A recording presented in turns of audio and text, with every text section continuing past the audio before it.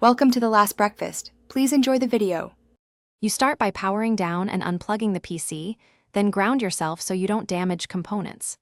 Once done, remove the case panel and visually inspect the GPU for dust, loose cables, or debris.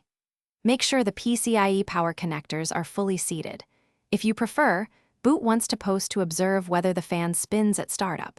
This helps you separate hardware failure from software control. Keep notes on fan noise and GPU temperature for the next steps.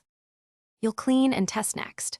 Hold the fan blades gently and blow compressed air in short bursts to remove dust. This prevents bearing damage.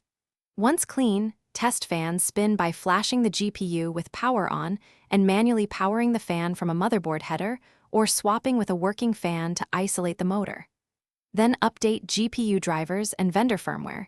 Use safe mode for a clean driver reinstall. This sequence separates mechanical issues from software control, so you know whether to replace parts. You finish by replacing failed components. If the fan motor or bearing is dead, source an exact spec replacement or a compatible shroud assembly and install it carefully. Once reassembled, boot and monitor GPU temps under light load, then stress test while watching the fan response. Adjust a third-party fan curve if needed to control behavior. If the fan still refuses to spin, test the card in another system to confirm the fault, and prepare for RMA or professional repair as the final step. Thanks for watching. If this was helpful, leave a like and consider subscribing. See you next time.